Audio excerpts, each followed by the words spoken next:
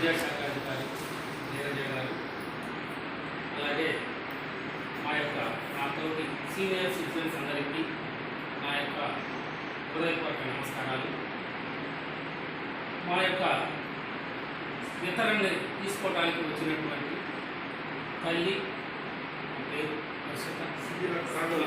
శ్రీలత, వారి పిల్లలు వాళ్ళందరికీ మా యొక్క ఆశీర్వచనాలు. ఇది చాలా కాలం గతంలో నాకు ఒక నెల రోజుల క్రితము ఈ విషయాన్ని మన దృష్టికి తీసుకురావడం జరిగింది. అంత డీప్గా కాదు సార్. ఒక పేద కుటుంబం ఉంది, మీ అసోసియేషన్ ద్వారా అనేక కార్యక్రమాలు చేస్తున్నారని చెప్పని మేము విన్నాము. మరి ఆయన ఇంటికి పెద్ద క్యాన్సర్ వల్ల చనిపోవడం జరిగింది. పిల్లల్ని చదివించుకుంటూ టీ స్టాల్లో పనిచేసుకుంటూ చాలా కష్టాలతోటి వాళ్ళని చదివిస్తుందని చెప్పని ఎవరో కాదు, సౌండ్ సూద్ అంటే అందరికీ దేశవ్యాప్తంగా కూడా కరోనా టైంలో కూడా అనేక సేవా కార్యక్రమాలు చేసినటువంటి ఆర్గనైజేషన్లో ఉన్నటువంటి కొత్తగూడెంలో కూడా దానికి ఒక ఆర్గనైజేషన్ ఉంది. వాళ్ళు చాలా కార్యక్రమాలు చేశారు, రక్తదానాలని అదని చాలా కార్యక్రమాలు. అందులో ఉన్నటువంటి సత్తార్ అనే మనకి చాలా ఆత్మమిత్రుడేమో గతంలో దీనిలో రాకముందు కూడా అతను నా దృష్టికి, అంటే మన అసోసియేషన్ దృష్టికి నా దృష్టికి తీసుకొచ్చిందంటే అసోసియేషన్ దృష్టికి ఈ విషయాన్ని తీసుకురావడం జరిగింది. ఆమె ఇట్లా నేను నిత్యం వాళ్ళ పక్కనే మీరు పనిచేయడం చూస్తున్నానండి సార్, వాళ్ళకి ఏదన్నా మీరు రేషన్ రూపంగా కానీ ఇంకేదన్నా సహాయం చేస్తే బాగుంటుందండి అని చెప్పని, వాళ్ళ పరిస్థితి ఇలా ఉందని చెప్పని నా దృష్టికి తీసుకురావడం జరిగింది. అప్పుడు మనకి చాలా విపరీతమైన ఎండల పరిస్థితి, మనం మన సీనియర్ సిటిజన్స్ బయటకు వెళ్ళే పరిస్థితులు లేకుండా ఉన్నాయి. నెల రోజుల క్రితం ఎట్లా ఉంది పరిస్థితి నేను చెప్పాను. ఏదో చెప్తున్నా కానీ అవన్నీ మేమేం పట్టించుకునేటట్లేదు. ఇప్పుడు కొంతకాలం పోయి కొంచెం చల్లబడిన తర్వాత మాట్లాడతాం దాని గురించి, కానీ ఇప్పుడు అసలు ఎవరు కలవరు మా వాళ్ళు అని నేను ఆయనతో చెప్పడం జరిగింది. అయినా సరే మళ్ళీ 15 రోజులకు 10 రోజులకు నాకు నిత్యం గుర్తు చేస్తూ ఉన్నాడు. సరేలేని అవకాశం చూసుకొని నేను ఒకరోజు ముఖ్యమైన కమిటీలో ఉన్న వాళ్ళకి ఈ విషయాన్ని చేరవేయడం జరిగింది. సెక్రటరీ గారికి కానీ గజరాజు గారికి ఇట్లా ముందు వాళ్ళని సంప్రదించాం. ఇలా ఉంది ఒక కేసు, మనం చేస్తే బాగుంటుంది, ఎలా చేస్తున్నామని చెప్పగానే వారు స్పందించి వారి చాలా దగ్గర ఆప్తమిత్రులు వారికి గతంలో కూడా మేము అడిగింది కాదనకుండా వారి ద్వారా వారు సహాయం చేసిన ఉప్పలపాటి రాజేంద్ర ప్రసాద్ గారు, కుమారాణి గారు, వాళ్ళు హైదరాబాద్లో ఉన్నప్పటికీ కూడా ఇలాంటి వారు మేము ఎవరికి సహాయం చేస్తామో వాళ్ళకి తెలియదు. మా ఫోటోలను మేము చెప్పే ఈ మాటలు మాత్రమే వాళ్ళు వింటారు. వీళ్ళు మంచి కార్యక్రమాలు చేస్తున్నారా, చెడ్డగా చేస్తున్నారా, ఏమన్నా మీడియా అసలు అవసరం ఉన్నదా లేదా అనేది ముందు గమనించాలి. అది గమనించకుండా మేము ఏదో చెప్పినలో చేసుకుంటా పోతే కూడా మాకు అంత మంచిగా అనిపించదు, వారికి కూడా బాగుండదు. సహాయం చేసిన వాళ్ళు కూడా గుర్తింపు రావాలి.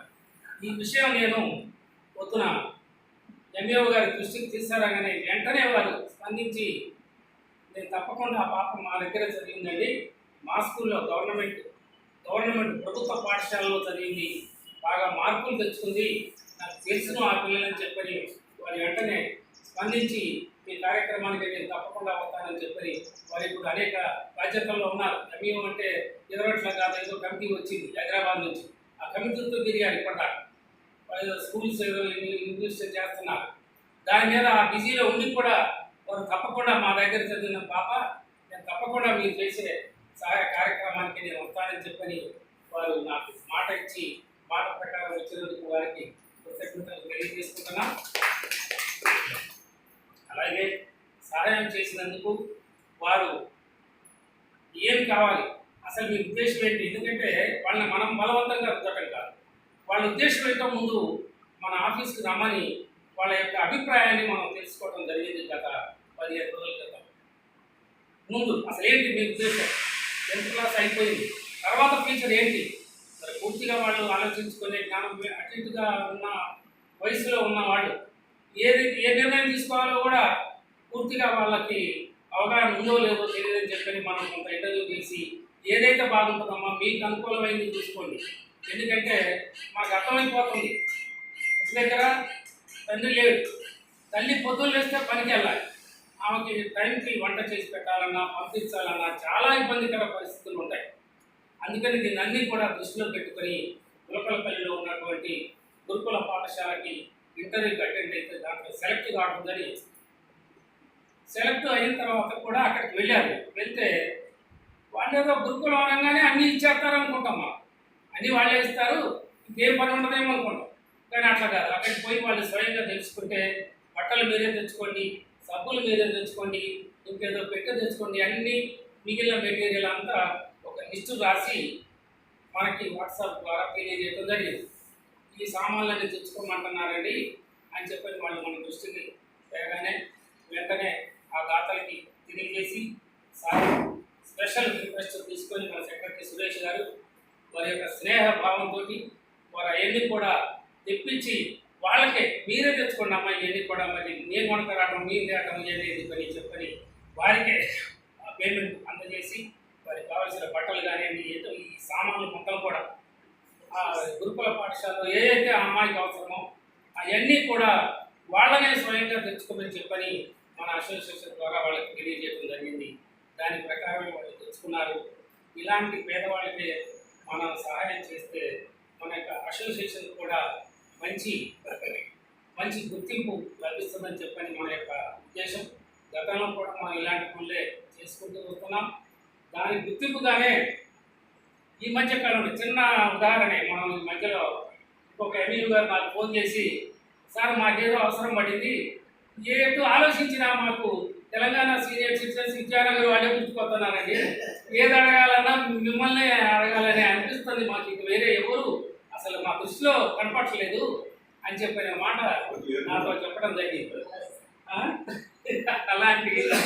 ఎందుకంటే అలాంటి గుర్తింపులో మన అసోసియేషన్ ఉన్నది. జిల్లా స్థాయిలో కానివ్వండి, రాష్ట్ర స్థాయిలో కూడా మేము మొదటి స్థానంలో ఉన్నాము మేడం. ఇప్పటికి కూడా ఇలాంటి సహాయాలు చేసే దాంట్లో అన్ని జిల్లాల్లో కూడా మనం ముందు వరుసలో ఉన్నాం.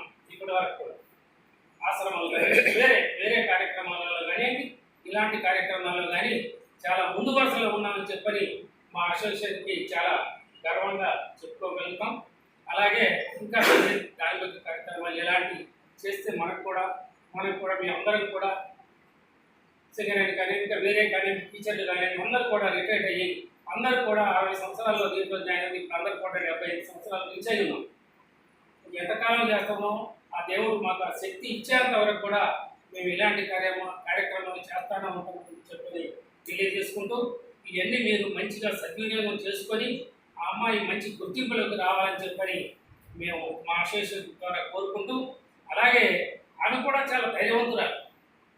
ఆమె కూడా భర్త చనిపోయి పిల్లల్ని చదివించి ఇల్లు వాకిలి సరిగ్గా లేని పరిస్థితుల్లో కూడా ఆమె మొక్కబోని ధైర్యంతో ఆమె సొంతంగా కాళ్ళ మీద నిలబడి ఏదో ఒక పని చేసుకుంటూ వాళ్ళని లాక్కొస్తుందంటే ఆమె కూడా మంచి ధైర్యవంతురాలే అని చెప్పుకోవాలి. ఏదో కుంగిపోయి మనకెందుకులే ఇక్కడ నువ్వు పని చేసుకొని అనే పరిస్థితి కాకుండా వాళ్ళని ఒక ఉన్నత స్థానానికి తీసుకెళ్లాలని చెప్పని ఆమె యొక్క కోరిక కూడా మనం తీర్చినట్టుగా అవుతుందని చెప్పని నేను భావించుకుంటూ ఇలాంటి అవకాశం మాకు కల్పించినందుకు మరి ఒకసారి ఉప్పలపాటి రాజేంద్ర ప్రసాద్ గారికి, వారి శ్రీమతి ఉమారాణి గారికి, అలాగే దీన్ని మొత్తం కూడా ఆర్గనైజ్ చేసినటువంటి మా సెక్రటరీ సురేష్ గారికి మరి ఒకసారి ధన్యవాదాలు తెలియజేసుకుంటూ